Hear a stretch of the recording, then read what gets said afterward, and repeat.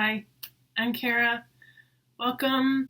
I'm going to talk today about a study that I'm doing that uses medication or a placebo to determine whether or not that might help you stop drinking alcohol. So far, it hasn't worked. So yesterday I decided that I just wanted to have one last, nice bottle of red wine, or, a glass could have been fine, but it wasn't going to happen. So I did. I got a bottle of red. It was great. It was a great bottle of red wine. From, just up the road here, Santa Barbara. I was like, oh, local. Macrobiotics, right? So then, and it was so good, and I was like, okay, finally, I can just be done. I don't have to, I can just give it a break now. I had that, last great bottle. I just, can be fine. And so then this morning, I was so happy, okay, cool, I can do this today. I'm not gonna drink today. I'm not going to. I really do want to try. I know this medication, I got the placebo, but, I do want to try to stop drinking so much. But inevitably, invariably, around, usually by 3 o'clock for sure, I'm like, oh, what am I gonna drink? And then by 4, I'm like, oh, okay, better go get that drink. The more I learn, the more I don't feel that, bad about myself for having that programming going on, because alcohol is actually an addictive chemical. It's actually an addictive drug. So it's not really a surprise that I would have become addicted, considering the repeated nature by which I would consume this addictive. I mean, I just changed the chemistry of my brain so that at this point, I don't even drink to feel good. It's I just drink to feel not bad, because then it's it's like that. So anyway, I just wanted to sort of talk about it in the midst of my struggles with it. I've kind of imagined before, oh yeah, then once I'm all better, then I can help other people, but it's well, what if I could help someone while I'm struggling?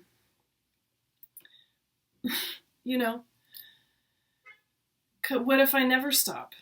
I still want to talk about it. I still want to try to help somebody. I mean, I should want to try to help myself, but that seems to be the last thing I go for. So I tend to have any number of reasons why I should continue to drink alcohol, such as, oh, but on Tuesday I have to do that thing that I really don't want to do, and I'm gonna need to go to my storage space in Compton. Not because it's in Compton, but I just don't. I don't like to go to these storage spaces.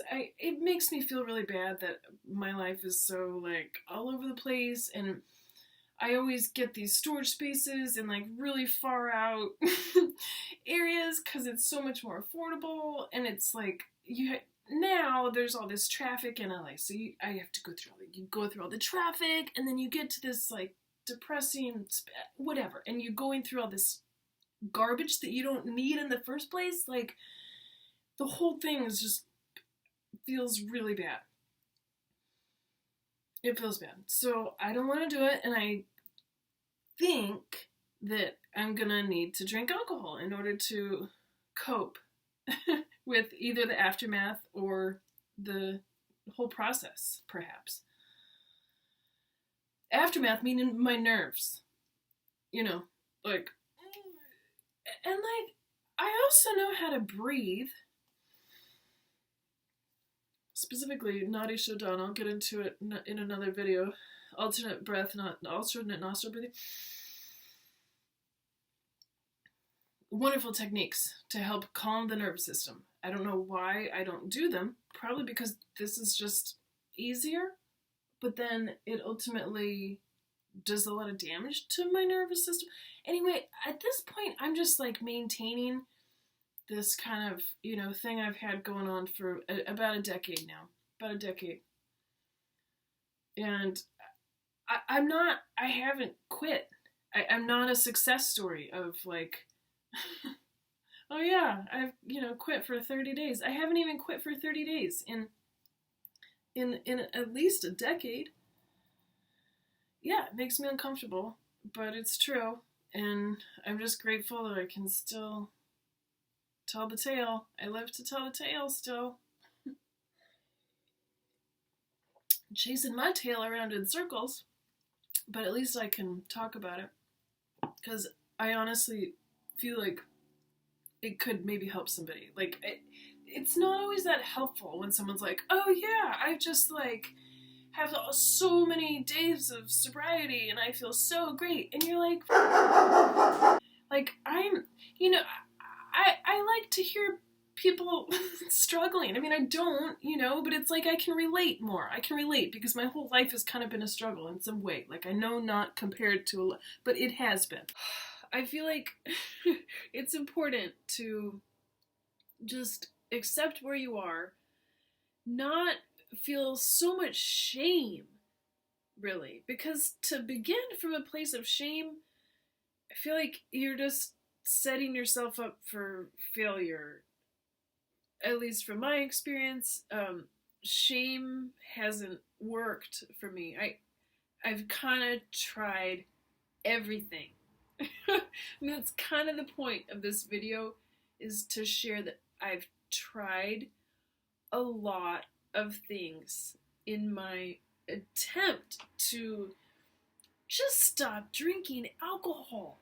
It's such a destructive fashion. Like, it's not even that big of a deal, right?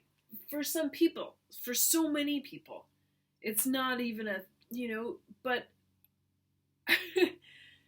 for some people it is. It really is a big problem. And so here I am. I just want to share more about the problem and how I've chosen to love myself anyway. And then it's kind of like this baseline of, what if I loved myself? Like, what if? So maybe I don't fully yet, but what if I did? What would that look like? Well, it probably wouldn't look like a bottle of wine a day. It just wouldn't look like that. But I don't want to berate myself in the process. So this is really just kind of a shout out to anyone who is struggling with alcohol dependency, the perception that we're dependent on it. I mean, in truth, though, chemically, our bodies do begin to depend on it. You can't expect to continue like pouring this stuff down your throat for over a decade and to not have it wreak a bit of havoc on at least your physiology.